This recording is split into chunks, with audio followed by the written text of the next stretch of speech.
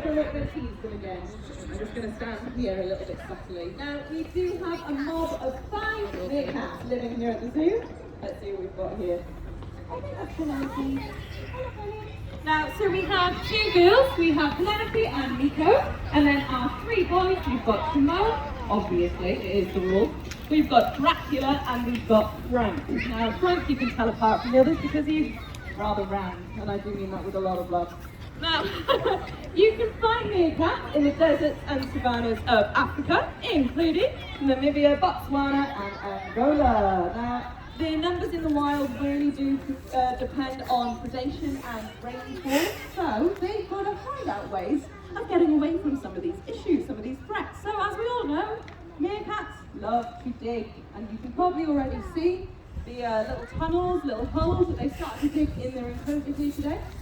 Like you could be looking at me, honestly. I'm just going to take a step back. So they're very good at digging. So they dig these tunnel structures, very intricate structures underneath the sand.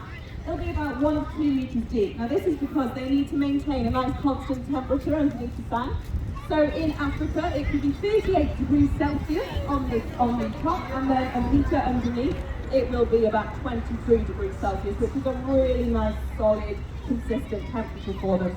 Now, their tunnels are actually called bolt holes, which is pretty cool, and they do actually work in a little bit like our houses do. So they've got chambers to their tunnels, and it works like our rooms in our house. So they'll have a separate chamber for where they go to the toilet, for where they store their food, for where they sleep, for where they work, and a little nursery as well for the babies, which is really, really lovely. So it does work just like our houses. And there are about 15 entrances and exits as well, just in case something like a big scary cobra were to come along and they need to get out of there rather sharpish. Now, obviously, it is very sunny and very sandy, so they need some adaptations, much like I was talking about with the otters. They need some adaptations to be able to live in these conditions. So, first of all, their eyes. If they do look at you at any point, take a little look at their eyes. Of course, you're ignoring me now, that's absolutely classic, yeah. So they have dark rings around their eyes, which are just like inbuilt sunglasses. It's actually really common with African species, and it just protects from the glare of the sun. Now, as well as this, they have a clear membrane over their eyes, which kind of acts as an extra eyelid, and this stops sand getting into their eyes when they're digging. If any pesky sand were to get into their eyes, luckily, that they can just blink it away. Now, it sounds weird, doesn't it? But it kind of acts as a little windscreen wiper, so they can blink and just get rid of that sand. I'm not sure if you'll be able to get this close to them, but take a look at their pupils. I don't know if you can. Oh, he's looking at me now, he's giving me evil. But their pupils are actually rectangular. Now, this means that they have excellent peripheral vision. So that means that they can see almost all the way around themselves without having to move their head. When you do go to the farmyard later, I will suggest looking at the goats because they have exactly the same thing, which is really cool. And obviously you can see them a little bit easier on the goats. So definitely keep an eye out for that. Now, if you have a little look at their paws, they've got 4 digits on their paws, which is great for digging. Unlike other members of the mongoose family, which have 5 digits on their paws. So basically everything that goes into making a meerkat makes it great at digging. Now, the next thing is the shape of their skull. And I say this with a lot of love, right? But their skull is shovel-shaped. Yeah, I do mean that in a nice way. And that really, really does help them dig. So they can literally shovel sand out of the way, and it helps them get into the really small crevices as well to try and get their prey. Now, exactly the same thing as I said with the otters. They look cute, they look cuddly, but they're little terrors, honestly, when it comes to hunting. So there is a reason they call them mob meerkats, and that is because they were literally mobbed together to hunt and tear their prey apart. Now, they're what's known as opportunistic omnivores, which means they'll eat pretty much anything, ranging from insects like beetles and crickets, arachnids like spiders and scorpions, you know, lizards, rodents, even the unfortunate bird that were to plonk itself nearby, they would go for it.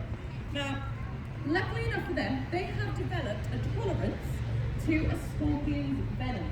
Now, they can actually withstand 6 times the amount of venom that it takes to kill a rabbit. Very impressive indeed, and very lucky when scorpions are actually on your menu. Now, they will go out hunting, and there will always be one doing exactly what this one's doing right here.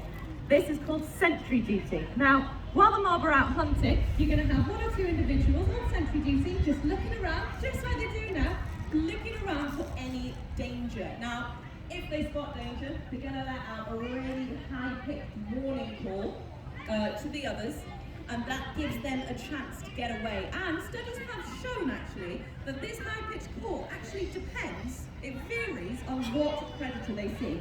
So the call for a big scary bird would be different to the call that they give out if they saw a jackal, which is really cool. Now obviously if you do notice them sitting down and nobody being on central duty at the zoo, they have discovered that there's not a lot of danger at the zoo, so sometimes when there's food involved, they miraculously forget to be on the lookout. Funny, right, isn't it? Now, they do take it in turns to be in central duty, which is cool because there's a really strict hierarchy. Now, I'm very proud to say it is a female-dominant society. We absolutely love to see it, guys. We love to see it. And the females will actually take food off the subordinate males, which I think personally is a little bit mean, but there we go. And while they're out hunting, they do have some staying in the bog holes doing some roles. So, you've got the babysitters who are there looking after little babies in their chambers. And as the meerkats get older, they develop the role of teacher. Now, this is really, really cool because they will actually teach the younger meerkats how to be good hunters by ripping the stinger off a scorpion and then giving it to their baby so that they can learn how to kill a scorpion without getting stung. Isn't that the sweetest thing you've ever heard? Now, this is how they develop their bonds, which is really lovely, guys.